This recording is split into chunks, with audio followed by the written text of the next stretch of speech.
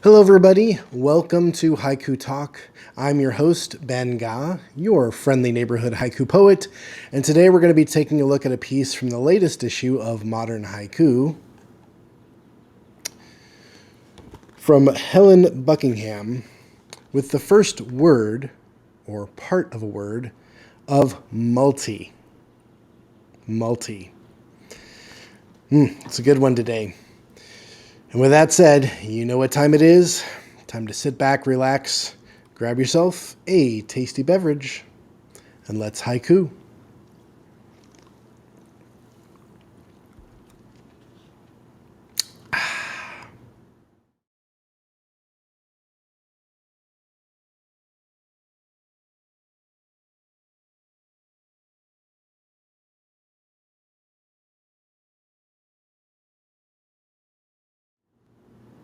Thank you all for tuning in for another episode of Haiku Talk. It's good to be with you, and we got a really fun one today because it is short, and I mean really short as far as the amount of words in the poem.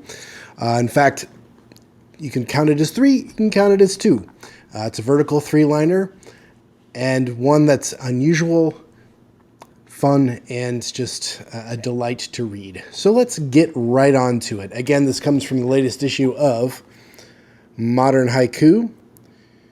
That is volume 55.1 from a veteran haiku poet, Helen Buckingham. And the piece goes like this. Multi-story sunset. Multi-story sunset. Pretty cool, right? Pretty cool. Now this does follow a fragment in a phrase, if you want to call it that, with you could say the phrase being multi-story and the fragment being sunset. And yeah, we'll go with that. But let's just look at how this poem works, because it is, we haven't come across this one like this on the channel.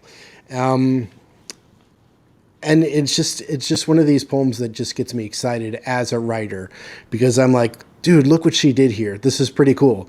So these, multi-story, which is normally be considered kind of a one-word word, is broken up into 2 words.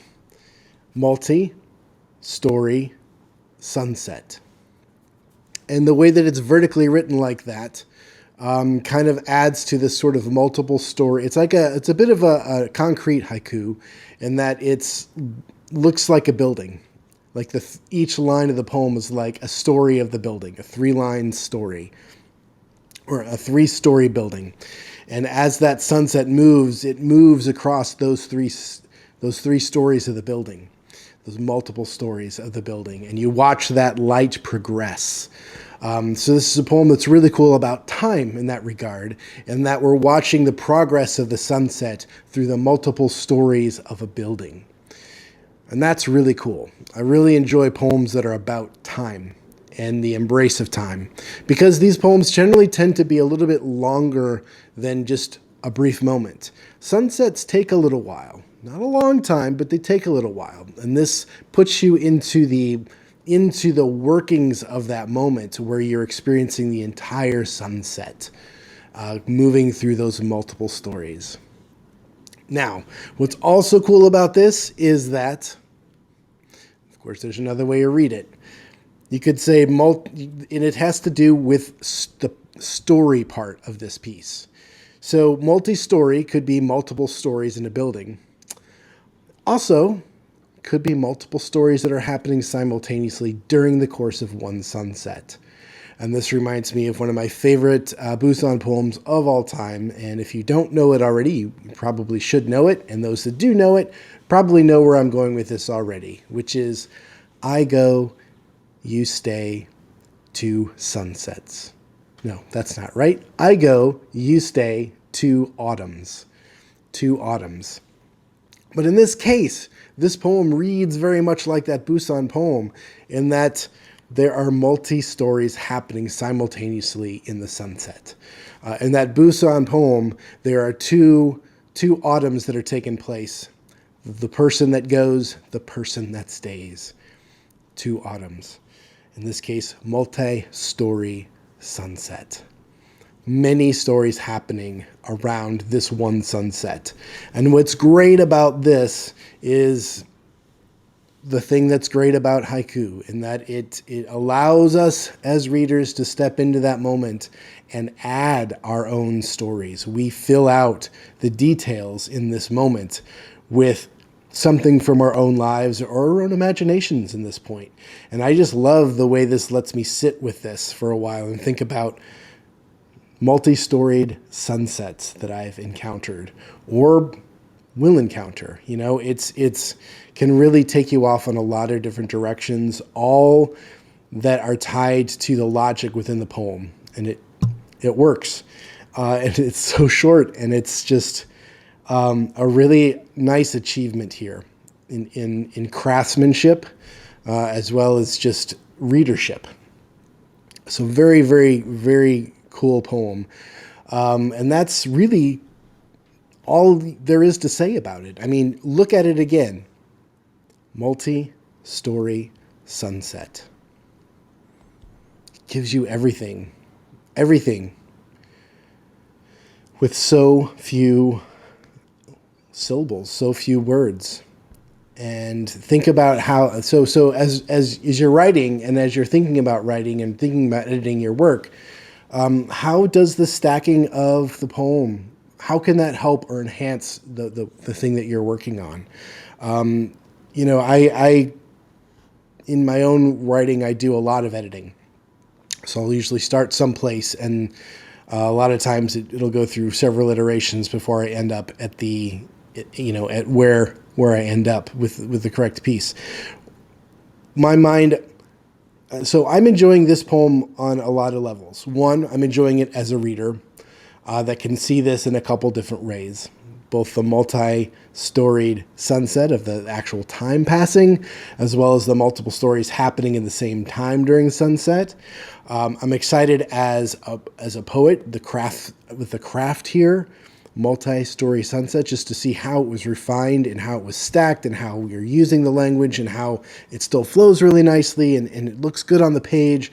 And then I'm also thinking a bit further as a poet, as a craftsman myself, thinking like, wow, where would you have started with this? And what would have been the process to whittle it down to get to this end result? Or is this one of those magical poems that kind of lands in your lap as is? And we all, if you're ever, you know, if you're a writer, you know what that is. You're gifted from the ether, this magical thing that comes out of nowhere and it's just perfect on the first draft.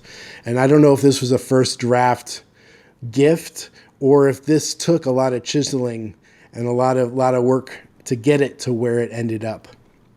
And so my head thinks like, whoa, what could have this looked like? Where could this have gone, and how could it have ended up in this format? Because it's so specific and it's so deliberate and it's so not accidental, you know? So even this was a first draft poem for Helen. She's been writing a long time. And the more that you write, the more you read, the more you write, the more you read, the more you rewrite, the more you work on your poems, the better of a chance you're going to have to just stumble, it looks like be gifted and stumble upon something like this. But you increase your chances because you have the muscle memory, you're doing the work. It's becoming an internalized process to read, to write, and to edit. And then you come across, you know, like this now, it's in my toolbox as something to think about if I get stuck with one of my poems, to think, oh, remember that Helen Buckingham poem, that multi-story sunset? Wow. Can I use that? Can I use these techniques and to help me out in a jam with one of my own poems? And that's just, again, how you got to think I really appreciate everybody tuning in and enjoying these episodes on this channel as I kind of talk through how to read a poem. And that's a really important piece, is understanding how, when you look at a poem on a page, how to read it. How does it work?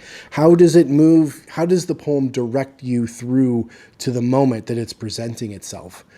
And then if you're a writer, then how do those techniques apply to your own work? How can you use them? How can you learn from these things? And every time you pick up something like this, or an anthology, or a full-length collection of poems, or a chapbook, or something, you need to read it have a couple things going on in your mind simultaneously. And that's why rereading things is important. Read it to enjoy it. Read it as a writer to learn from it, and then go a step further and dig deeper into what's really going on here. How does this all fit together? And maybe you'll start your own YouTube channel like I do, because I like to think about these things and talk through these things in my mind. Even if I didn't have a camera on, I'd sit around with something like this, chew on it, and kind of think through what's going on here. Wow, look at that. That's fascinating. But here we are. Here we are, episode 96.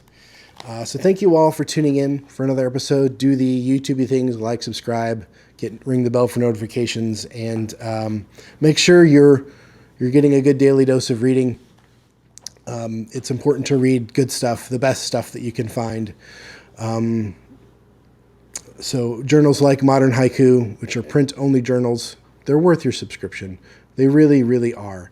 They become resources not only of poets to learn, to look at, voices to hear from, but trends, as well as just all sorts of tools that of living poets working today. And that's one of the things I do with this channel, is I like to work with poets, look at active journals, poets that are alive today working in this medium, and just remind everybody that this is a living, breathing form of literature. It's not something that happened in Japan a long time ago, stuck with the masters, Issa, Busan, and Basho. No, it's living, it's breathing around the world today. And for you to tune in, you're helping to reinforce that this is true. As you're living, breathing people tuning into a small talk about one haiku each episode. And I really can't thank you enough for doing so. Until next time, read, write, and be happy.